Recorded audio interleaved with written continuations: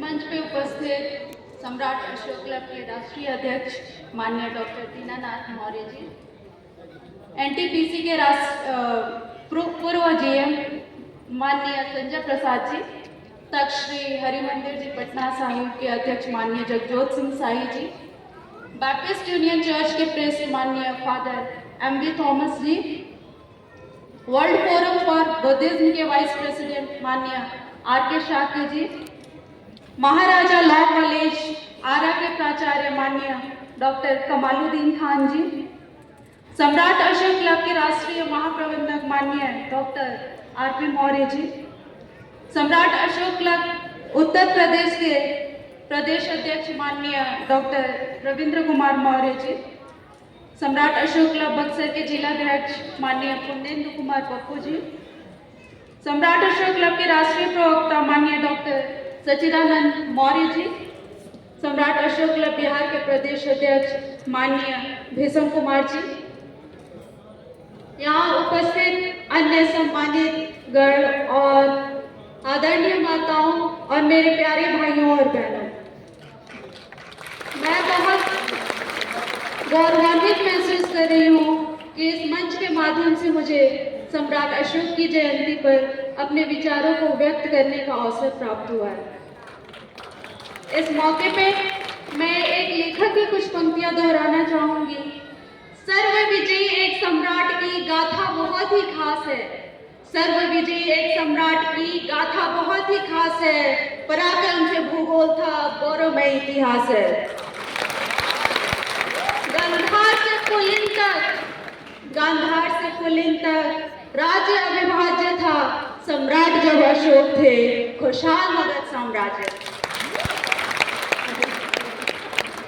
जैसा कि हम सभी जानते हैं, सम्राट अशोक का जन्म आज से 304 ईसा पूर्व पाटलिपुत्रा की इस पावन धरती पर ही हुआ था और बचपन से ही वे इतने मेधावी और प्रतिभाशाली थे कि उनके पिता ने उनके विलक्षण प्रतिभा, सैन्य कौशल और प्रजा के प्रति प्रेम भावना को देख के बहुत कम उम्र में ही उन्हें राजगद्दी सौंप दी थी। उन्होंने अपने कुशल कूटनीति और पराक्रम के बल पे अपने साम्राज्य का विस्तार उत्तर में हिंदू कोश की श्रेणियों से लेके दक्षिण में गोदावरी नदी के दक्षिण कर्नाटक और मैसूर तक, पूरब में बांग्लादेश से लेके पश्चिम में अफगानिस्तान तक किया। परंतु कलिंग युद्ध में हुई घटना ने उन्हें इतना अंदर से झकझोर दिया कि उन्होंने कभी युद्ध न करने का निर्णय लिया और बौद्ध धर्म का रास्ता अपनाते हुए लोक कल्याण के कार्य में लग गए। उन्होंने बौद्ध धर्म का प्रसार पूरी दुनिया में किया और सभी धर्म संप्रदाय में एकता की नींव रखी। उनका कहना था, हर धर्म संप्रदाय एक दूसरे को सम्मान देना चाहिए और बौद्ध धर्म एक सामाजिक और राजनैतिक एकता वाला धर्म है और उन्होंने बुद्ध की नीतियों को अपनाते हुए सभी लोगों को अहिंसा का मार्ग अपनाने और भलाई कार्यों को बढ़ावा देने की सलाह दी। अशोक सम्राट का कहना था कि किसी भी धर्म संप्रदाय की निंदा करना गलत है। असली आस्तिक वो है जो हर धर्म संप्रदाय में जो कुछ भी अच्छा है उसका सम्मान करता हो। उनका ये भी कहना था कि जानवरों और प्राणियों को मारने वाले के लिए किसी भी धर्म में कोई जगह नहीं है। अतः सम्राट अशोक का उद्देश्य एक ऐसी मानवीय वृत्ति को जन्म देना था जहां सामाजिक उत्तरदायित्व को, एक व्यक्ति को और दूसरे के प्रति व्यवहार को महत्वपूर्ण समझा जाए। H.G. वेल्स ने भी अपने पुस्तक में सम्राट अशोक के बारे में लिखा है कि बादशाहों के 10,000 नामों में जिनसे इतिहास बड़े भरे पड़े हैं, अनेक बड़े बड़े सम्राट, शहंशाह और महामहिम है, परंतु सम्राट अशोक का एक अकेला नाम ऐसे जगमगा रहा है जैसे कोई सितारा हो। वोल्गा से लेके जापान तक आज भी उनका नाम बड़े आदर के साथ लिया जाता है।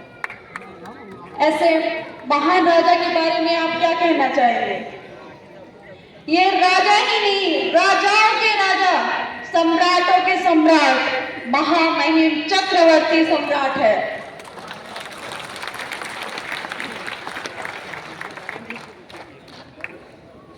ऐसे महान प्रजापालक की जयंती पे मैं उनको शत नमन करती हूँ और आप सभी का मुबारकबाद देती हूँ कि इस मौके पे उपस्थित होकर उनके विचारों से, उनके गुणों से, उनके भावनाओं से अवगत होने का अवसर प्राप्त हुआ है। साथ ही मैं ये भी कहना चाहूंगी कि आज के समय में जहाँ धर्म संप्रदाय की लड़ाई है, हिंसात्मक घटनाएं बढ़ रही हैं, स्वास्थ्य सेवाओं में धांधली हो रही है, शिक्षा को व्यवसाय का माध्यम बनाया जा रहा है, राजनीतिक गतिविधियां धार्मिक उग्रता का कारण बन रही है।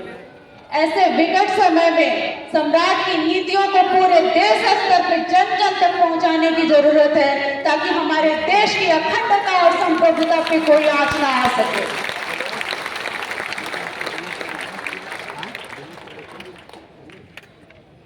इसके लिए इस अशोका अष्टमी के पावन पर्व को पूरे शहर, हर गांव में पूरे हर्षोल्लास के साथ मनाने की जरूरत है, ताकि हर कोई उनकी भावनाओं, उनके गुणों से और उनके विचारों से अवगत हो सके।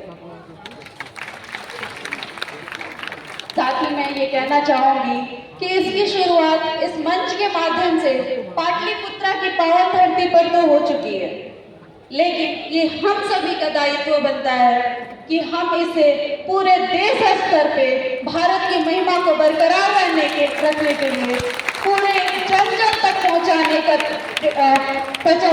में अपना पूरा योगदान दें। साथ ही मैं ये कहना चाहूंगी कि मत भूलो अपने संस्कारों को जो देकर सम्राट अशोक गए, जिन्हें पढ़कर और समझकर बन गए विद्वान में। जो दुनिया में ऐसा संस्कार भारत देश लाया, जब से भारत देश में चक्रवर्ती सम्राट अशोक आया। ऐसे महान प्रजापालक को मैं शत नमन करती हूँ और एक विजेता, दार्शनिक और प्रजापालक के रूप में सम्राट अशोक हमेशा अमर रहेंगे और भारतीय इतिहास के प्रकाशमान तारे की तरह वो हमेशा जगमगाते रहेंगे। इसी के साथ मैं अपनी वाणी को विराम देती हूँ। धन्यवाद। जय हिंद, जय भारत, नमो बुद्धाय।